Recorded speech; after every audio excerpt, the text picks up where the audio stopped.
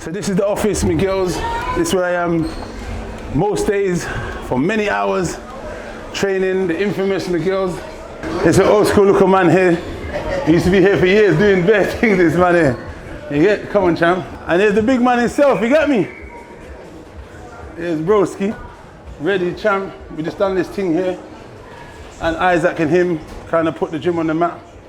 We'll go over to where it all started, Flaxman's, and we'll show you where we used to train, where we started off in kickboxing, and the manner we kind of repped, you know what I mean? Let's go. This is the matrix, trust me, this is where all the smoke went down early days. Kickboxing, MMA, wrestling, trust me, this is where some real monsters was made here in Flaxman's. Now they try to pretty up and try to go urban and that, try to diverse the thing, look bikes and trying to do fancy. Beer man's face is getting kicked out in here, trust me. I'm telling you. And if you go on Dillian's Instagram, you'll see them treadmills there, man. We done so much time on them treadmills 5, 6, 7 years ago. You know what I mean? So, but yeah, man, it brings back memories, man. You know what I mean? As man's getting on, you know, man was here. It was a long time ago, you know. I'm telling man, this is like 15 years probably or so. He doesn't even think, like, I was thinking even, man's been there a couple of times, because Dillian was here like about 3 weeks ago, we was training there. But he only come in for a short period and left.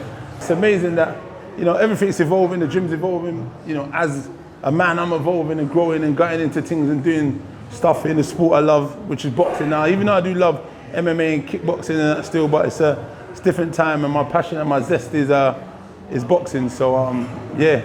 Boxing fans will know you. And for those that don't know, your brother's Dillian Whyte, the body snatcher, as we can see on the t-shirt. Whoever can get it, can get it. Let's get it. Can, man. So off camera, you mentioned Dillian was here 3 weeks ago working out, man. Yeah. Tell us about you sort of, you know, growing up with Dillian, man, and training and just, going into those MMA fights. I think if you kind of used to follow the early days, all we used to do is fight. If you saw any interviews, that I'll be driving and the man will punch me in my chin when I'm driving. He's mad, you know, but trust me, like, how he is what you see. There's not no facade about none of what he does. He's just like how he is. He likes to joke. He's aggressive when it gets that way. But you know, we always used to brawl, we used to wrestle, we spar, we used to do a lot of the stuff. So I was the main sparring partner, training partner, and we used to just push each other.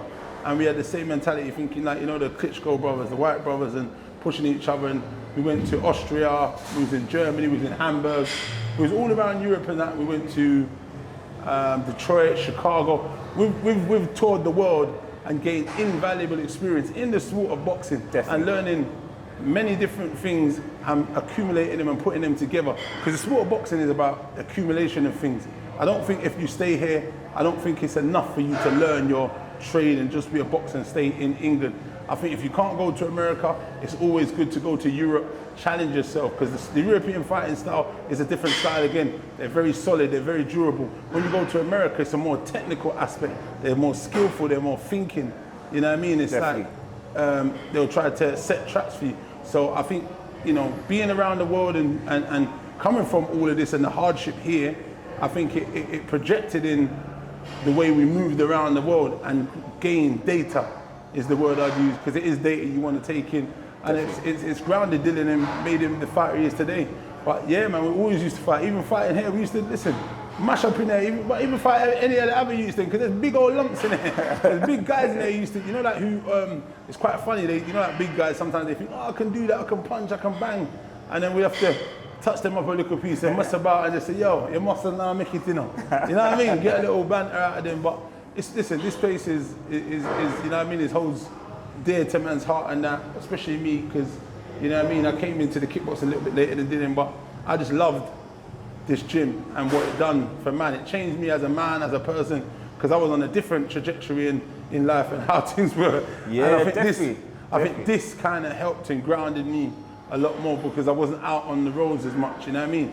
So it changed up things for me. So yeah, good times, and now where I am today, I'm just thankful that I came in here all them many years ago and got involved. I had a little ego when I came in here. It was rudely kicked out of me, dumped out of me. and then I had to learn the hard way because I come in a big old lump thinking I can top down people, and then 2 minutes in, I'm like tired, I'm breathing. Man say, yeah, I breathe hard, all right. This is my time to work, you know what I mean? So, nah man, the game's an interesting game, and you learn and you meet some really, really nice and lovely people on the journey. and I keep in contact with a lot. So it's just, I think the whole journey's been amazing. Yeah, man, definitely. Like you mentioned, you know, before getting into the fight game, whether it was kickboxing or boxing, you was going on a different trajectory. You're well known in London, South London especially. Talk to me about sort of your background, man. What was you doing before getting into boxing? We're not going into too much detail, man, but you know, get me. The transition's a major one. Obviously, like, I'm from Clapham, Brixton, so I grew up Mitesfield, Brixton, Clapham, my whole life. So you know, like when you're around, you're with your brothers, them, and certain things, and you get in ends politics. So man, we're just outside kind of thing, and you know, here and there, you used to get in a little bit of problems and that, but just to keep it kind of tidy, you know what I mean? We grew out of that a little bit. As you grow up, you get older and you move. But like, I don't want to go too much into the bad side of things, because I want to look at the positives in life. But the negatives is the foundation of the positives. And you know what I mean? So there was negative, and I turned it around and made it a positive. And even for Dill, it was the same. He was in the same problem. He had issues. Man was a bit, you know, we was really getting thingy, but we managed to spin it around, and you know, thank God, everything's worked out how it's meant to work out, and we just continue to grow and build in the world, man. But like I said, I don't really want to talk too much about, definitely, man. You know what I mean, the past. I don't even think I've ever talked about it too much. Whoever knows, they know what man's thing is and where man's come from. So we try and keep it humble and decent. As long as respect is given, I'll give the same respect back to people. Yeah. If they don't want to do that, then you will find out the hard way. But we kind of keep it tidy, man. We're grown, you know what I'm saying? No, definitely. And you know, those that do know that your name's been mentioned in interviews. You know what I mean? Your close friends, that's so solid. You know, they've mentioned sort of growing up with you and being around that movement. They're the man, my cousins, my brothers, them who grew up with my peoples. Everyone's done amazing. So Solid was doing really, really good things. Definitely. I missed that wave there. I was on a little I was going to ask you, man, was you part of that movement? I was on an excursion. Not one I wanted to go on, but yeah, I was on an excursion. So I was taken away from that scene, but the brothers them did really well. Yeah, shout out to the man them, So Solid, Mega, Harvey, Romeo, Lisa, G Money, Face, Dan the man, all the man them in that, man, Junction man them, you get me, Harvey, the lot of them. And there's bare other man them, if I ain't mentioned, big up to the man them as well, the twins. There's so many of the man them coming from that. My brother Squammy, who is my business partner. Do you remember Squammy? Yeah. The little short one. So he's my business partner, you guys check that out. We got Dr. Shear, check that out on Instagram and online. We got Black Soap, we're in Sainsbury's, check that out. Okay. Big moves. Big moves. Yeah, we're talking to Holland and Barrett. So we're making moves, man. We outside. Look, we come from what we come from, but we're going places. Definitely. We've got the opportunity, we've got the platform where we made certain moves and make certain ways. But if you're into shea butter, Black Soap, go Sainsbury's, we're in there. We're on the Afro-Caribbean. So, oh, mate, you can see us there. Lovely jubbling by this. You know what I mean? But yeah, we're just pushing, we're elevating. You know, as you get grown, you want to do grown stuff. You want to try and kind of the young guys around, you want to give them the right information to go and do things. But we understand, coming from, champ, coming from where we're coming from, I understand at a time when people were talking to me, it was going out here and going out on one. So you can't really be telling them too much certain things because something happens to them. Now it's like, right, so you gave the, understand? So we've got to say, listen, do what you have to do, but don't make any extra problems for yourself because the world is a dangerous world out there. Yeah. And no one ain't here to help the man them locally. Young black men going through certain things. We've already got all the youth clubs taken away and there's not a lot of funding here for the people, them, the brothers out here. So, you know, as much as it is, there's a lot of knife crime, a lot of things. It's the world we live in. Unfortunately, we can give a little bit of advice to people, but they just need to be as good, safe as they can, but as smart as they can. Yeah, because it's either you're going to take someone's life or your life's going to be taken. So there has to be a balance, and they need to find that as young people. I think the best thing for them is to come into the gym and get busy. Now I'm telling you, if you come into the gym, you find a home, you find a family, you find people who's going to have your back and who's going to show you support and love and guide you. Being in a boxing gym, being in a kickboxing gym, it will ground you. Yeah. You know what I mean? But if you're idle and you've got nothing to do, idle hands, you just get up to no good and it just goes left. Definitely, man. Definitely, man. We're talking about going places. I want to bring you right back to Joshua versus Whyte. Okay. Big fight. Yeah.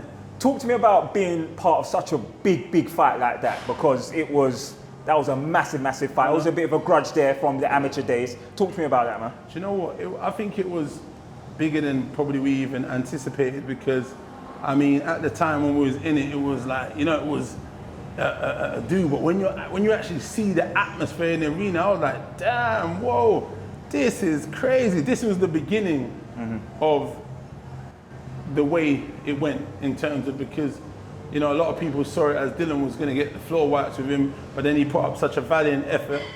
He had the injury and then he got stopped. So I think that kind of endeared him to the people, that endeared him to Eddie Hearn and Matchroom, and that's when his journey really started, because he took the risk. He took the chance to become great and be great, and he came up short, but he put in a great effort. And that's the first time someone's seen Joshua with frailties, with him being, you know, in danger, and being in a position of vulnerability.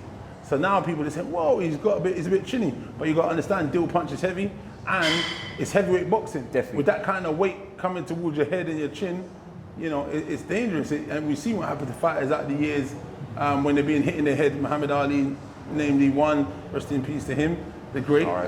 So I mean, you know, boxing is hard to continue to be hit in your head and so on. So I mean, that was, listen, the atmosphere was at the build-up was crazy, especially when we was at the where was that? It was over Tower Bridge, the first one.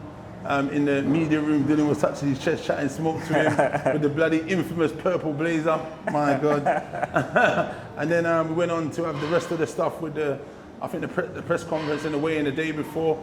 But I mean, look, and just having all the fans around. And for me, it's been a great journey, because I always say, I remember when we was in Hull, I think he was in his second fight and we had the fight. I always tell this story because it signifies the boxing and the world and how much it evolved, the evolution and the evolvingness of the sport, and Dillian Whyte and the journey and what we've done. We was coming out of there, he had a fight, he beat this guy, and I think I used to eat meat then, I don't eat meat no more, but we was going to the chicken shop after the fight, it was mad. And then we saw one guy and said, oh, what are you guys doing around? You two big lumps, ain't ya? I said, yeah, this is my bro, man, he's the champ, man, he's coming, he's gonna, and the guy said, nah, I've never heard of this guy. Joshua's the guy you need to look out for. Wow. He was saying something like that, some white guy. So anyway, I was like, man, don't worry, man. Trust me, one day they're going to know and understand. I said, he's going to be the champ, don't worry. So I always used to have that same motto and mentality, like, yeah, you know, he's going to be the champ. And then it just kind of, words just speaking into existence, and he went on and just continued to climb and grow. And it's just been a great journey, man. Just from there, just all the way through. And boxing has evolved so much in the UK. Yeah. And it's become the hub and the home of excellent performances, and the fans we have here are the best fans in the world in boxing. Yeah, they support you whether you lose, win, draw, whatever. They come out and they stick by their guys, you get me? Yeah, man, for sure.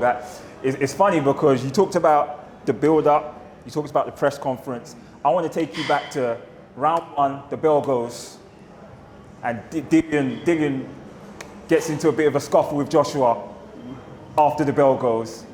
And a few people jumped in the ring. I'm not going to name names, but a few people jumped in the ring.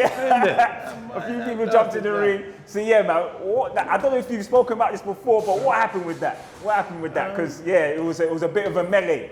Can he hear that bell? That in itself would be an achievement. It seemed he's got clear some of the cobwebs. Well, that was Joshua hitting after the bell, and Whyte not having any of it. Whyte's lost control. Whyte has lost control completely. And what's happening here? Everybody's in the ring. Everybody. I hope Whyte doesn't want to get disqualified. He's a boxer. He knows discipline is required, and he threw several punches after the bell. Don't tell me that he wants to be disqualified. Well, Jonathan Banks has separated him, but some of his entourage, who we've never seen before, flew into that ring. Yeah, that's exactly what it was, a bit of a melee. Look, Joshua punched after the bell, Dillian was angry. I just jumped in. I had my glasses off, by the way. I had my glasses, I took them and put them in my jacket. Everyone was saying, yeah, man, he's a gun, man, he's a gun. I was like, come on, guys, be realistic, come on. So anyway, I just wanted to make sure I was in a position. I didn't want anyone to punch me, break my good, expensive glasses. And I wanted to be in a position to be busy if I needed to get busy, because a lot of his boys got in, and the trainers and so on. But yeah, it was a bit of a melee, and it will always be known, and it will always have significance, because people loved it. Two guys, like ND kind of guys, bringing big excitement, bringing a lot of traction for urban people, people of culture coming from our demographic into boxing. And that was probably one of the the most significant moment for young black guys who have came into the sport of boxing and the rise of boxing, as it were, for guys. Because since then, look how much black guys are coming into the sport now. There wasn't so much young black guys at one time. Now we have a wealth of black talent who are coming through and wanting to come into the sport. Obviously, we're not always being given the opportunity, a lot of the boys, and this is where it comes in with Blvck Box Global comes in the promotion. We'll talk more about that, for sure. But we'll talk more for that. It's not getting the push, but them guys were the catapult to that. Yeah, man. Like, as I said, man, boxing fans will know you, and you know, boxing fans will know you. Whenever there's action, Dean Whyte's about. Action Jackson. and another high intensity fight, another grudge match was Whyte versus Chisora. Both fights. Both fights. They smoked me. And you know, in the build up, there was arguments. At the press conference, there was arguments. Like, talk to me about that experience, man, because that was, yeah, it looked like there was no love lost there, 100%. Yeah, do you know what? I think there's a lot of, you know, Dillian leads with his heart on his sleeves, and he's emotional. So there's always a lot of intensity, especially with the fight, especially when it's building. And always grudge matches sell more than anything else anyway. So Chisora is a mouthpiece as well. And obviously we didn't really kick it off and we didn't see eye to eye. So I think, yeah, we had quite a big of an issue when he threw the table, and I was like, oh, that's some baby thing, man. Why you threw the table? He did that, and then we just kind of got into that, but he was getting a bit closer. I said, let me put my drink down, car. If he tries to do the mad swing, I just want to be able to kind of catch and do what I need to do. Because I was like, listen, brother, I'll wrap you like a pretzel. I'm not here trying to fight your fight. I don't understand what people don't understand.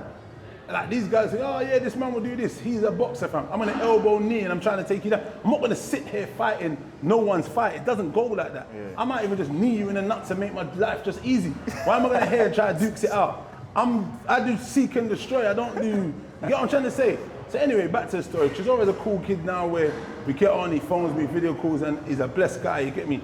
It was just a misunderstanding in terms of where it was in the fights, and the energy was high, there was so much on the line. So now we get on, I've got a fighter that is his main sparring partner throughout all of his last 3-4 years, and he's doing really good stuff. So you talked about Whyte Chisora, obviously very heated, but you took a different approach with another champion, cruiserweight champion, Ruiz II. Yeah. You spoke to him on a calm one. Because a lot of problems there today. Huh? What the hell, we got to hold on to that shit, but it is what it is. Because a big old situation the other day, man.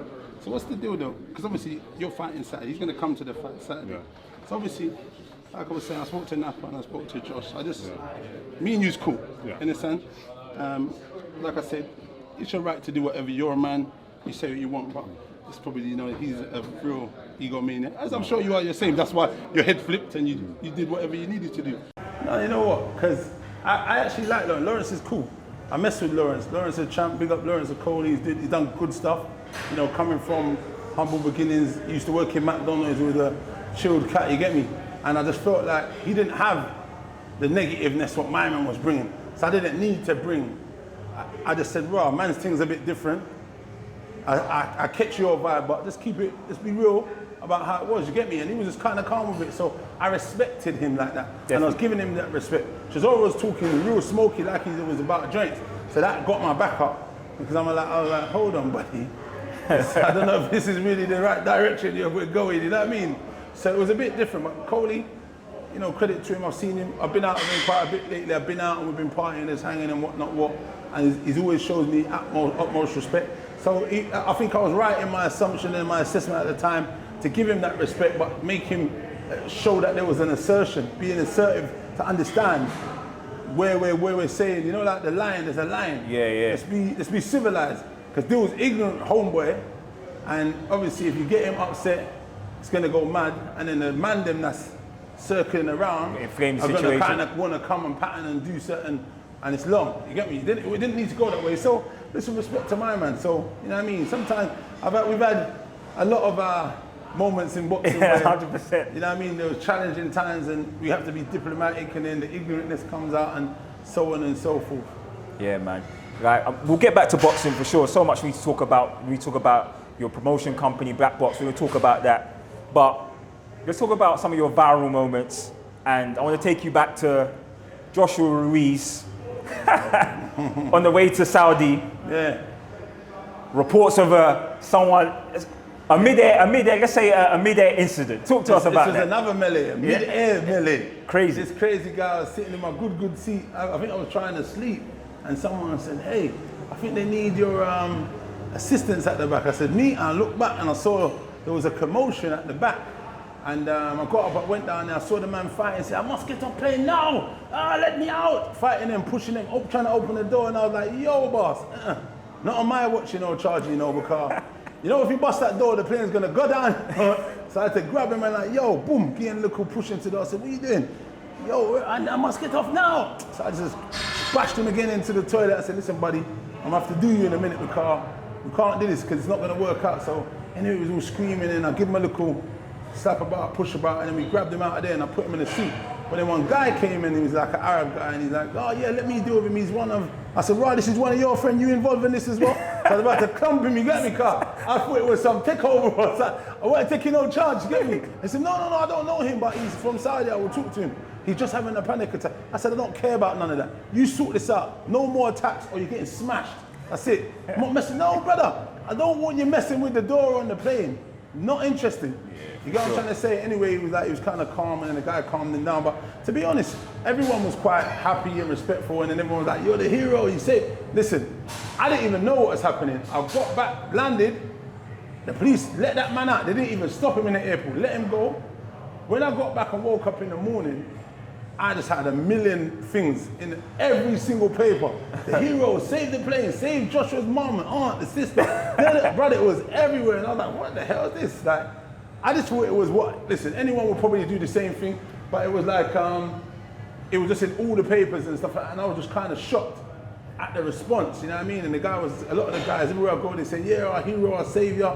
If it weren't for you..." I'm saying, if it weren't for me, someone else probably would have done it. Yeah. They said, "I don't think so. No one even got up. No one tried, no one didn't want it." And I was like, look, I'm sure someone will, but look, it is what it is. I did it because it was just what needed to be done, you know what I mean? But I was just happy to do it, and anyway, and there was quite a decent bit of traction from it.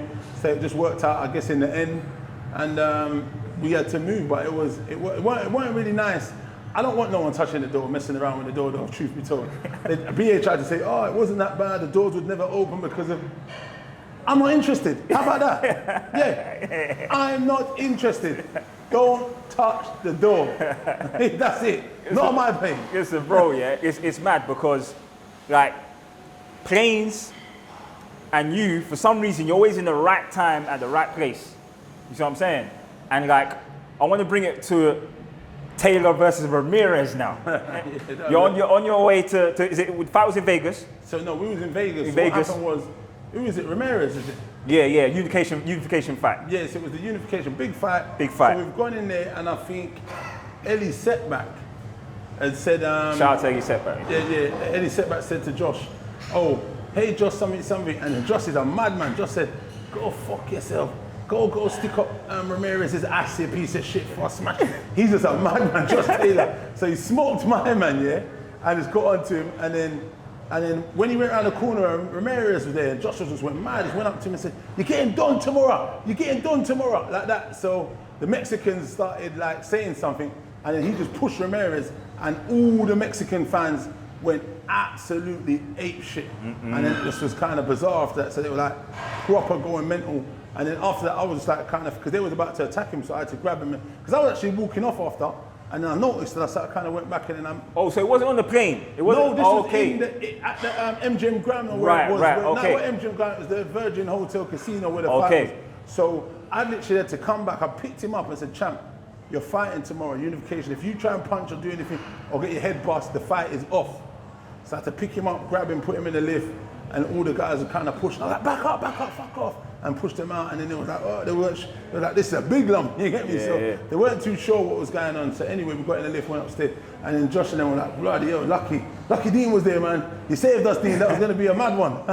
But he was on it anyway because he's just got a screw loose. But I mean, it was good. So I'm two-time champ, the savior. I think that's what they call me, the savior. I want to talk about Blvck Box Global Management, man. First, congratulations on that. Big move.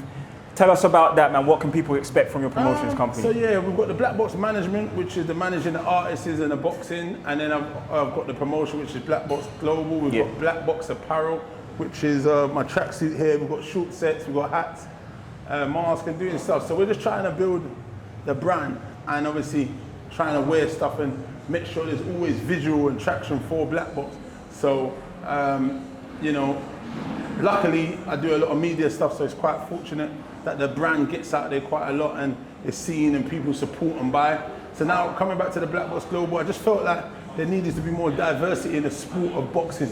Right now there isn't any, I think there's Pat Barrett is a black promoter, he's from up Manchester, but there isn't any, you know, black promoters in the sport of boxing. And Barry Hearn is a mentor and someone who I've talked to, and he guides me and he said, look, you got to figure out what's happened in the sport, why there isn't many black promoters, or what went wrong with the black promoters, and build a good team and set your stall out and do some stuff. I think there's a position, there's a place for you because you're charismatic, people like you, you know how to speak, you carry yourself well. So I thought, you know, it's true. I needed to take this leap of faith and kind of crack on. So we applied from 2019, but then COVID hit, and we've had a lot of bumps in the road. And small hall promotion is a very slippery slope, and we need fans to make it work. We could have done streaming, which is, yet again, it's very tightrope, because if there's no one in there buying food or liquor, it's not adding up the numbers, it's just the streaming you're relying on. Unless you've got a real big platform, then it's, you know, something else. But right now we've got the team, we've put the stuff together. I've got a list of sponsors who want to sponsor me, which has come on board, which is great, and I put them down. At the same time, I'm trying to make sure I push the man them as well equally first. Whoever's got a business and saying, well, they want to sponsor, I'd rather get them out and put them on the board, because obviously I'm going to be doing a lot of media stuff. I've already started, and then a lot of media outlets are going to be coming to the show and covering it. If it isn't the main media people, most of the main companies will send a representative, and we'll have a lot of smaller fractions, which I'm happy to bring in so they can go and get content and put out and do things and get interviews with the fighters and other fighters who are going to come and show support. Maybe that the local boxers, Denzel Too Sharp, Spider, and just all the local boxers, them champion. You know, like Derek Chisora phoned me, said he'll come down and support. If Dillian's in the country, he'll come. I think Anthony Joshua's guys, I think they got a fighter they want to put on the show, so some of them might come. So there's a good synergy at the minute with the support and the love I'm getting from people. Irrespective, look, I've got a good team and a good fan base anyway, so people that are right behind me. And it's just, I'm just relishing and just looking forward to it and building. The young guy that was here just now, obviously he's gone now, we could have got a little, he's come to talk to me about a bit of management and promotion. I don't know where that goes, but we spoke, he seems interested, and there's a position that I could probably put him in, but a lot of people are coming now, people who want to make their debuts, people who are fought and in position. So this is what I'm talking about. This is what shows it's a great move what I've done, because a lot of young black brothers come from the ends, or people from the same culture or demographic of where we're from. It doesn't necessarily say black or brown, it might be a white man, but he's from this demographic and is not getting that opportunity. I've got Asian boxers, white boxers, there's different people, but the platform is what they're looking for with someone who's got good standing isn't always available. There is good promoters out there. You got MTK doing their thing, you got Mo Pryor who's very handy, he's a very, very good man who's helping me a lot. You've got Goodwin and the other guys, but there isn't any young black entrepreneur, businessman pushing where people can get behind and say, you know what, I want to follow this man's journey. Even if it's, forget about if it's a race thing or if he's black or white, I want to follow him because he gives good content, he gives good info, and I believe in what he's doing with the journey with the younger, the grassroots boxers, and giving them that platform. Not a lot of the guys are getting that. So I want to give them that opportunity to fight on something that looks good, and it's going to be exciting, and something that's going to be fresh, new and vibrant. Yeah, man, just big. Talk to us some about the fighters in your stable, man. I know you've got some up-and-coming good fighters in your stable. Who's in the Blvck Box Global stable? So I've got a few young boys. They're just prospects. One's 7-1. There's a couple of debutants. One's 3-0. So those are the main ones. And a few of the other ones are debutants, but then a lot of them, like, some of them I'm just training, some of them I'm managing, and stuff like that, you know. So it's just, and then there's a few other people who I'm talking to. Some of them are debutants. I've got a girl in America. She might fight. She's 10-0, 7 knockouts. She's probably going to be fighting for a world title at some stage soon. But there's loads of things. I just need to tie it all up and make sure we're in the right place and put the right people at the right time. But it's all in this process. I just want to touch on the music side of it, because people know you do the music management as well with your business partner. Obviously, Schema is one that you've been guiding. Yeah, that's my guy, man. Yeah, man. Tell us about that and those side of things. Yeah, so the OJB man, I've got them. They're from my little neck as well. So I manage a lot of them. My boy Perm, he's from around this end, and then there's a few other guys my partners got. But I just kind of look after the guys that are around and guide them and trying to make sure they do like the right things and push. So Schema's doing really well. He's coming on. In Europe, I think he broke into in Denmark and Sweden, he broke into the under hundreds in the chart, which is fucking good over the COVID time, which is good. So, and we're trying to hopefully do maybe a tour for him soon. And I got him a deal earlier. I got him in a film, him, Score, my son, Perm, and a few others. Psycho, remember Psycho? Yeah. So, yeah, him. There's loads of them. So there's loads of good things that's been happening through the lockdown. We've been working. The music side has taken off quite, and then the boxing that side was. But I mean, listen, it's all going to kind of marry because I want to try and do it where I can merge it and put the boys in. But I got to be mindful because the ends thing, I don't want to tag the ends and the sport and it gets like affiliation with. But it doesn't matter. I won't be just putting them in. I'll be putting people who, you know, who I feel that I need to put in and kind of path away for whatever we're doing. You know what I mean? Yeah, man. Like, it's obvious that you're a man of many skills. You know, you're doing management, music management, you're doing boxing promotion. You always had that entrepreneurial spirit. What advice would you give to someone that wants to get into the fight game, either as a fighter or as a businessman like yourself? It's a hard one, man. If you're trying to get into it, there has to be a lot of links. Even when you've got the links, it's still the doors won't open just like that. Because even myself, I find there is a little bit of barriers, or you know, it's a smiling barriers though. You know, like oh wow, you know what I mean. So, I mean, if you're a young man getting into the sport and want to fight, I don't think you have too much. You know, if there's talent, and it will shine eventually, one way or the other. But it's always hard work and dedication and application. I think once this door opens with myself and the way's been paved, God willing, then that might open the door for someone else to come behind me and say, okay, let me try this and build and do something and maybe try and do it better. Or they might merge and want to say, oh, can I come on board and help and try and grow my thing? And it's something I've got to look at. If I'm ahead and I'm trying to say, you want to come up and do your things, but I'm not going to lie, it's not an easy road. Everyone I'm talking to say, boy, it's very hard, it's very stressing. And I could imagine maybe because they've done it for such a long time, and maybe I've got that eager beaver side of me and I'm just chomping at the bits to get busy. Maybe I'll find that it's stressing at a later date.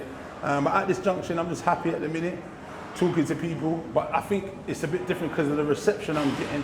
And there's a lot of people coming forward offering this or offering that, and say maybe that hasn't happened to everyone. They're not so fortunate, and they maybe didn't have the media support that I've got. So there's many different things and factors which will play a part in how people's decisions is moving forward. But it's not a thing that you can just get in. No one's just going to allow you to come into the sport and just do that. Even now, they're saying we've got to be paid for a boxing promotional license, and they said, oh, there's no new promotions allowed, no new promoters allowed to do shows. So I've got to use someone else's license to do my show. Yeah. So I don't know if that's a hindrance because they don't want the man them in, or is that a hindrance because of man's skin? I don't know. You get what I'm trying to say? It doesn't make sense. I'm saying, well, all COVID restrictions have been lifted. The government's already said all restrictions have been lifted. We applied before COVID. If you're taking our big, how many thousands deposit and our fees, and you're telling, when was you going to tell me? If I didn't phone, when would you have advised or notified us that this was the case? Definitely. So, you know, I've had that little battle with them recently, and I'm saying, well, I said to them, I don't know what this is. I hope this isn't what I think it is, and I hope there isn't any form of coercion here, like sly ones where they're trying to stall me out and make me be disheartened. No, and I said it to them. I was being real. I said, I'm not playing with these people. You know what I mean? I'll go and get a license somewhere else and just do it that way. Definitely. But you will not be discouraging me. And this made me even more passionate to want to move forward, because I just felt like if you're doing this, you must know something, you believe that I'll probably be good at this. So let me push even harder to show and change this narrative. So this is what it is. We're just grafting. We just want our piece, and we want our position where we're at the table making decisions and being able to bring on our young generation of people that can come and do good and build on if they haven't got that platform, I will offer them a platform if they're good enough and they can do tickets. I will offer them that position to come through and betterment themselves. There's so much young talent, brothers that's just on the sideways, not being given that opportunity for one reason or another. I don't know what it is, you know what I mean? Yeah, man, yeah, man. Like, what's your thoughts on the wave of the exhibition fights going on? Obviously, we had the Paul brothers come in and do some big numbers. They're doing some crazy shit right now. Some big numbers. But as a pure boxing fan, which you are, what's your thoughts on them coming into the sport? Do you know what? I think it's bringing new eyes. I wasn't really a big fan of it before. I see them doing good stuff. That brother, I think it's Jake. I think he's the better one out of them. Yeah. I saw the setup he's got, and I know he's serious about his business. But he is picking the fights he wants, but he's got big money. He's making big money, they're backing him, and at the same time, he's actually giving a lot of these guys the biggest paydays in their careers. Definitely. So, as much as I knocked him a little bit before, I got to respect his hustle and what he's doing. So right now, you know, kudos to him, he's doing it, and he's gone professional. It's no more about white collaring and this and that. What he did done in the other way, he built the audience, and then went into boxing, which is amazing.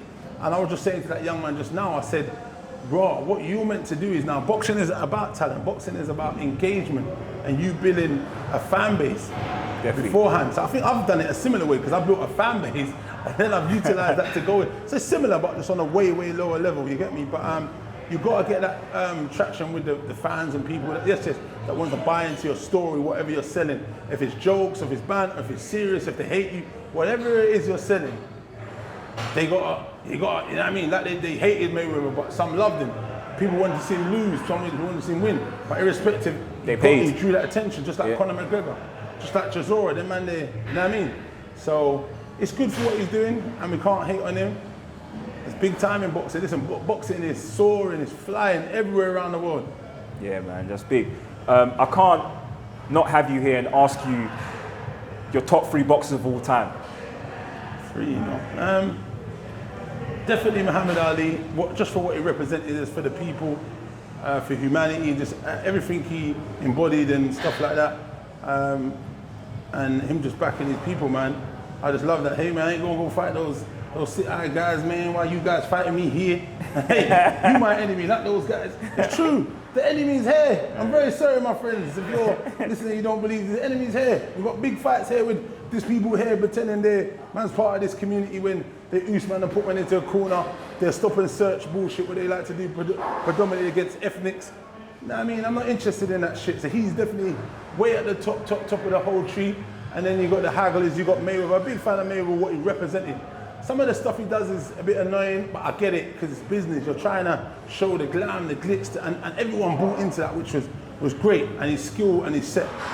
The hagglers, the Leonards, all of them guys. The greats, Lennox Lewis. Listen, Lennox Lewis is a bad boy, you know. Great Lennox Lewis car. Only when he was gone, a lot of people kind of saw. I even like the Klitschko brothers. Those 2 brothers was bad. I got a lot of stuff from them, because we was in camp with them for about 4 or 5 months, I think. And I've got a lot of stuff being out there, training day in, day out, watching everything they done in the morning, and we trained the hour after they trained. So I used to just go there early, watch everything they done, and watch certain stars, and I just implemented them stuff. Another trainer I used to love was Adam Booth, big friend of mine. Big Adam Booth. I took a lot of stuff from them, from him, and it's quite weird. Adam Booth, I used to always be in the office talking to him about the business side and management and this. I know it's mad. I don't know why I was even in there talking about everything. And it's all come a 360. And I'm in this position now where it's like, there was a reason why I used to ask and make all these conversations, because it was coming to this moment. I didn't maybe know it, but it's come round 360 this moment. And I think all of the stuff I've got on, it's even amazing now with the guys I'm training. There's a Asian guy I'm training, he's only been there 5 months. But the style he's got now, you can see. One of the guys came on Monday and they said, right, he's looking sharp. And they said, I could see that's your style in him. Yeah. Because they could, like the head movement and how man always fainting and rolling and touching, he's got it. You get me? So they're like, no, I can see that. That's probably one of the first guys I can see that's actually kind of nearly locked it. And you know what I mean? But I'm just on him, because sometimes he switches off from the head movement. I say you always got to move your head, because even if the punch comes in, you just ride the punch a little bit, it will just take a little bit of meat off whatever is coming. So it's good. That's a satisfactory feeling when you can see someone's taken in the information and data you're giving them and processed it and learned it. So that's something high up on my list. But back to the fighters, Evander Holyfield. Listen, I could go endless. There's so many of them. There might be ones even I've forgotten. I used to like Zab Judah, Mosley. My guy. I just love boxing. I watch all Canelo. I'm not gonna lie. Right now, Canelo's high up under this as well. Bad boy Canelo, because he's just a monster, fam. He's just an all-round monster and a workaholic. I even like Conor Ben now. He's way down the ladder, that thing, but I love the ethic. He's developing well. The development, the process, and him taking the time to build himself as a machine. And you can see the translation into the ring. And I always use them as an example as a young person that you can use as an example to follow for young fighters. Follow him. Definitely. He's got the world on his shoulder, the pressure being the name, Conor Ben, but he's delivered. So that's my story, and that's my line, man. Yeah, man, Dean Whyte, man, it's been amazing just getting the background stories or the incidents in your life and where you are to now. Like, firstly, thanks a lot, bro. Really appreciate it. Where can people find you? Where can people find Blvck Box Global, Blvck Box Global Management, everything, man? Where can they find you? They can find the Blvck Box Global page. Check out, follow. We're getting a lot of love on there. I think I got something like, on the first day, we got something like 400 followers or 390, which is amazing. In like 12 hours or whatever, that was good. Dean Whyte on Instagram, Blvck Box Global, Blvck Box Apparel, you can check out bits on there. Blvck Box 100, you could check my guy on there. He normally follows over the information, but you can just hit man up, follow the journey. We're going to be posting a lot of stuff on the sites. I haven't posted nothing on the Blvck Box Global page, just launched, but in the next few days, things will start posting. We're going to make content, put them out, and we're going to start to see things moving. Perfect, bro. Big up yourself. I only see you on the telly, man. I got a little crew in there, man. You know what I'm saying? We're working, man. Oh, okay. This is the henchman. The man have been here when man was here training, coming through as well. Big man, you get me? It's the foundation, this thing here. You get me? That's how it is. Bro. This is the champ, man. This is my cuz, big cuz here. He runs the place. You get me? This the main man around here. You get me? Yes, big boss. How you doing? It's the next man, the strong man. He's been here as well for years. Working. It's like a nice network, family people here. All the people been here a long time, anyone who comes here, you know what I'm saying? So it's good, you know what I mean? Flaxmans, man, trust me.